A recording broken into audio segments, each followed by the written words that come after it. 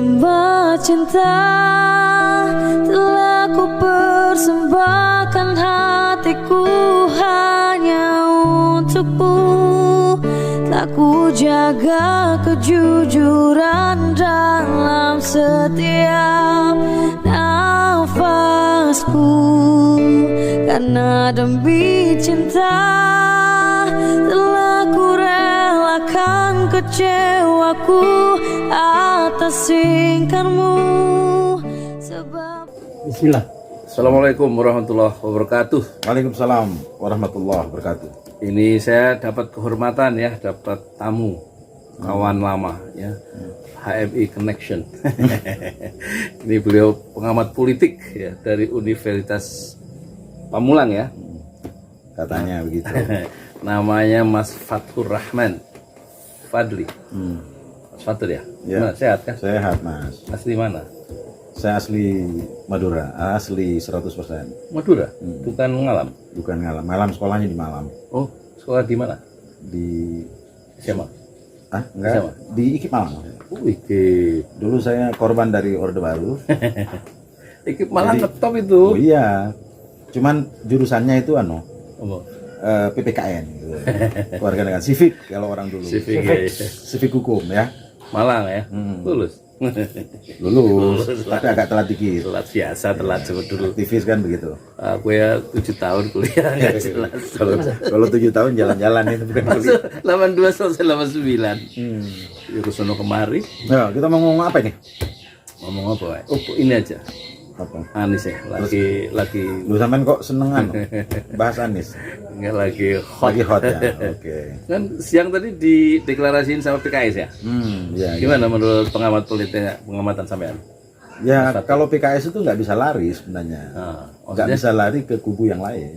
Oh iya iya. Karena platform partainya itu udah jelas gitu. Um, Dia hanya ingin berhimpit padu dengan tokoh yang memiliki komitmen keumatan dan keislaman, keumatan, kebangsaan sekaligus gitu. iya iya. Yang mungkin dianggap cocok dari sekian itu oleh PKS adalah Anies. Anies. Tapi persoalan kan dipercepat, harusnya besok kan, tanggal 24 ya. Oh, soal itu kan kita tidak tahu. Nggak Ada tahu. IO-nya sendiri toh. Iya iya. Katanya ya karena setelah dikunjungi itu katanya apa? Siapa tuh? Dubes Amerika katanya dipercepat, apa betul? Saya nggak tahu juga ya. Ya sebenarnya gini, apa Gimana? namanya?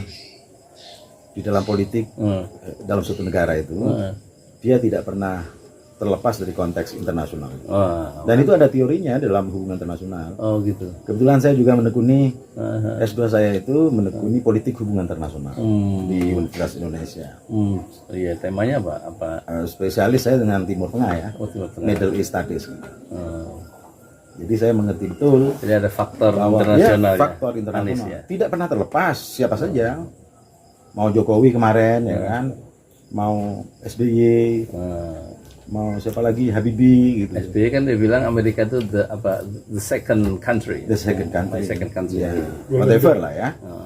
Yang jelas menurut teori ya, setiap dinamika politik di dalam suatu negara itu tidak pernah lepas dari konteks internasional. Ada geopolitik di situ yang ikut bermain. Kira-kira gimana posisi Jokowisme nanti yang memang proksinya Cina itu ya? Sebenarnya kalau kita tilik lebih dalam, Nah, Jokowi itu tidak murni Cina. Dia mixing juga gitu. Mix. Ya kan dia palingan kiblatnya ke sana.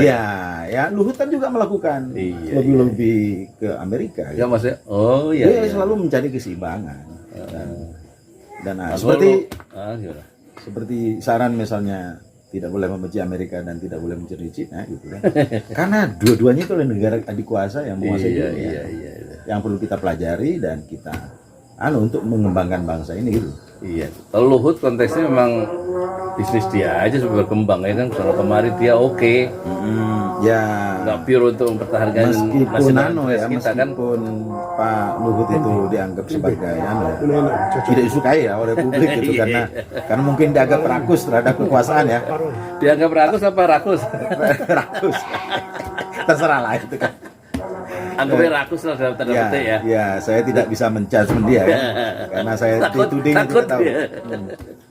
Boleh aja orang berkesimpulan boleh saja gitu terhadap itu semua. Nah, jangan-jangan Luhut juga welcome juga soal ke Anies, cuman kan dia nggak ada suaranya tuh. ya tentu orang seperti dia tidak akan melakukan mengambil posisi yang head to head, ya kan? Dia akan memoderasi seluruhnya. Termasuk kan pernah bertemu dengan siapa namanya? Surya Paloh misalnya kan? Surya Paloh beberapa kali lu ketemu lu mau di London, di Jakarta, di mana lagi gitu. Orang seperti dia itu kan high class ya, anunya mainnya ya. High class. Ya, mainnya high bisa politik. High politik ya kan? High opportunity. Nah, high opportunity. Dan mereka cenderung pragmatis lah dalam banyak hal. Jangan-jangan kalau Anies maju atau nanti punya perahu baru, di dalam perahu itu ada Luhut nanti jangan-jangan ya? Ya bisa saja, sangat bisa jadi gitu loh. Kan dia nggak memperlihatkan posisi intelektual, apa posisi politik yang jelas sekarang kan? Dia itu saya mendukung Anies atau enggak ya? Kan dia diem-diem aja tuh. Iya. Lihat cuaca kan? Iya. Dan itu pemain politik yang bagus, yang bisa hidup dalam semua zaman dengan politik. Politik yang bagus. Di Turki itu ada namanya Sulaiman Demirel. Dia politisi yang dianggap licin. Jadi dia bisa hidup dalam beberapa cuaca politik gitu. Jadi itu bagus ya? Kalau bagi dia bagus. Tapi sejauh dia itu bermanfaat bagi bangsanya, maka dia positif saja di dalam. Kan ada banyak orang yang bisa bertahan dalam banyak cuaca ya. Iya, contoh Bunglon lah itu katanya. Contoh ngabalin PBB, Golkar. Terus ke Prabowo, terus ke Jokowi. Padahal Jokowi udah dihina sama dia. Iya. Nah sekarang balik ke Golkar kan. Itu bagus nggak menurut?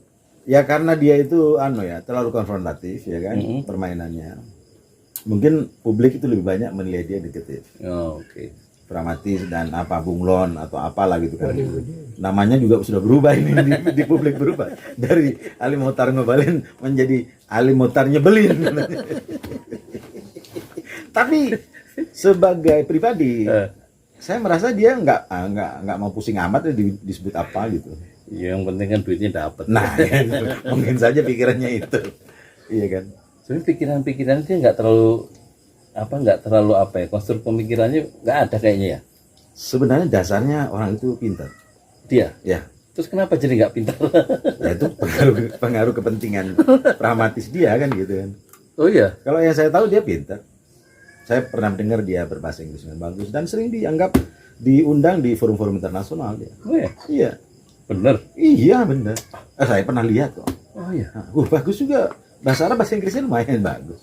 Kata orang-orang kan dia pernah giat di dan masjid PKPR ini LPPK ini. Dulu sebelum masuk politik dia orangnya ini sopan, santun katanya. Ya, itu kan tapi masuk politik mengubah dia ya. Oh iya dong. Politik itu mengubah banyak hal pada diri manusia. Kita ngomongin Ngabalin, harusnya Anies Baswedan. Lah iya kenapa kok sana? Enggak itu sebuah kontras kan ya. Sama-sama dokter tapi kan beda tuh.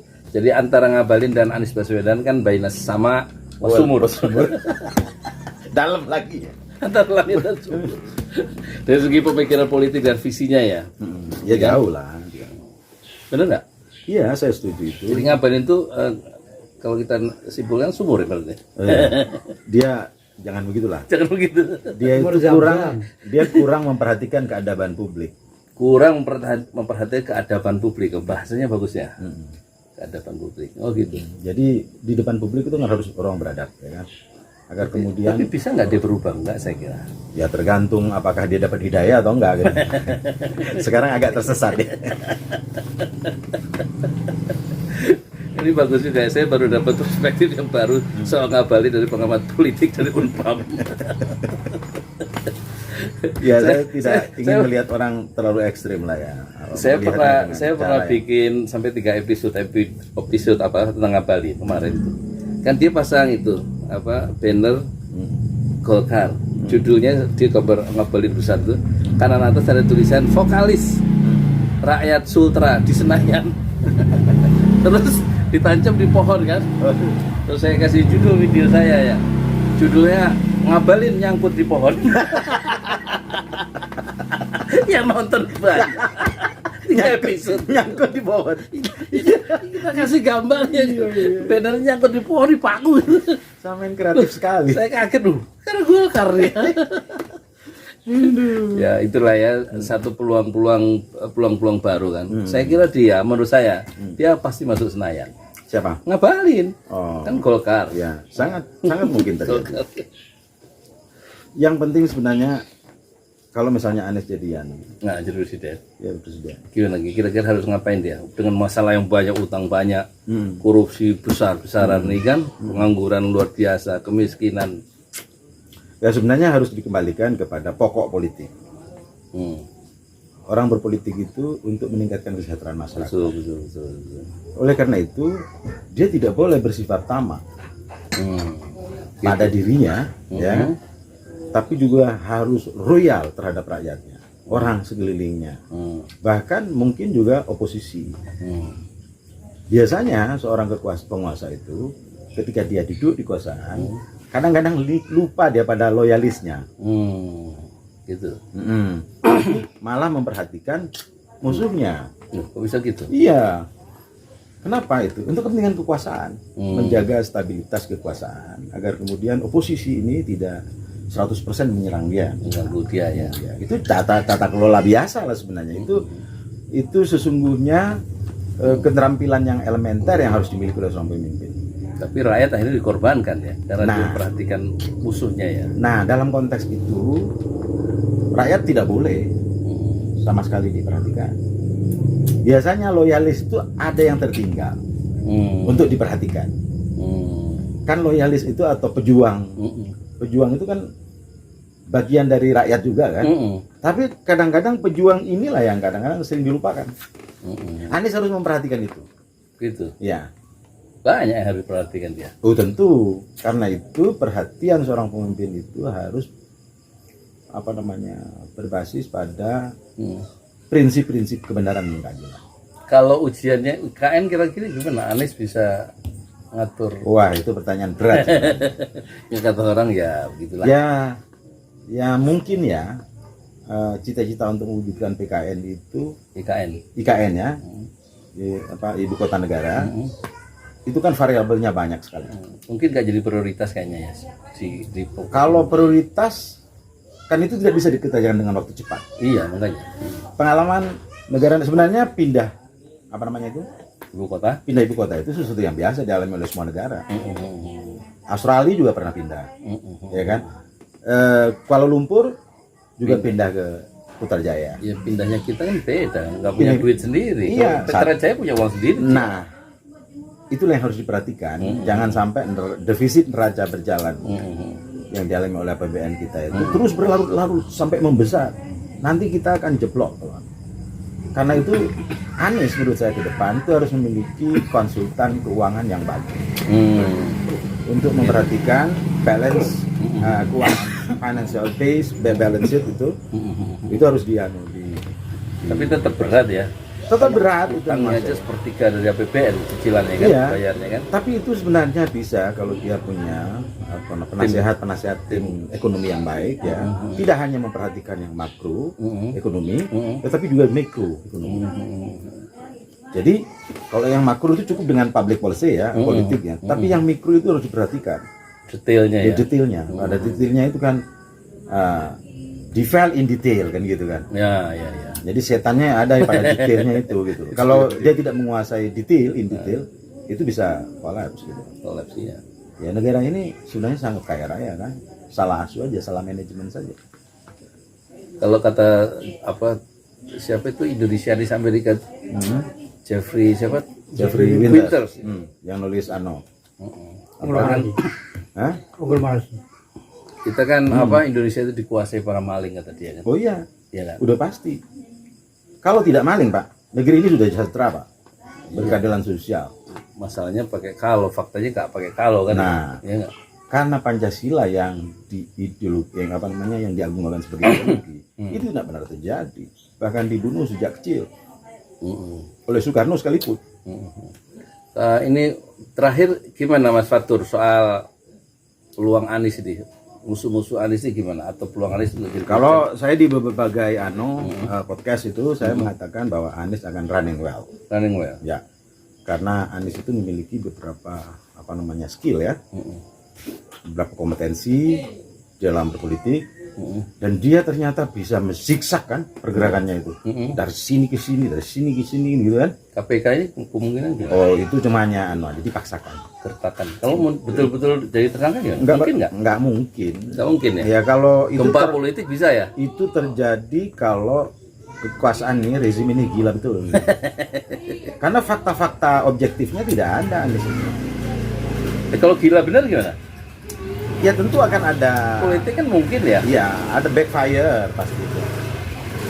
Kalau analisa Rocky Gerung kan kemungkinan terus terjadi kegoncangan itu, jadi Anies dijadikan umpan sehingga rusuh atau chaos, alasan untuk menunda pemilu karena ketidakstabilan politik itu. Itu sangat bisa, ya, itu sangat bisa, sangat mungkin terjadi karena instrumen untuk merusak Anies itu banyak sekali, banyak sekali. Dan semoga saja tidak terjadi guncangan ya kan. Kita ingin memilih pemimpin yang yang the best among the worst gitu. Iya. Anies juga tidak sempurna ya kan. Iya. Kalau Prabowo tutup dah ya. Saya kira dia sudah tua, harus menyadari diri gitu. Tapi soal tua enggak lah. Anwar Ibrahim tua jadi Perdana Menteri. Ya itu case di dalam masyarakat, suatu bangsa itu kan tidak sama. Iya betul. Karena itu kita harus punya kearifan, karena seorang presiden itu energinya harus besar sekali. Mahathir itu 92 jadi Perdana Menteri lagi. Ini Malaysia dengan Indonesia itu tidak kompatibel. Betul. Dibandingkan Malaysia kan kecil sekali. 30 juta paling penduduknya. Kita negara besar, Pak. Korupsinya juga besar. Korupsinya juga besar. Karena Pancasilanya itu loh. Pancasila. Itu perkara itu tidak dipakai. Terima kasih ya Mas Fatur ya. Semoga mencerahkan semua nih. Amin. Assalamualaikum warahmatullahi wabarakatuh. Waalaikumsalam warahmatullahi wabarakatuh. Mantap. Demi nambah cinta telah ku persembahkan hatiku hanya untukmu. Tak ku jaga kejujuran dalam setiap nafasku. Karena demi cinta telah ku relakan kecewaku atas ingkarmu.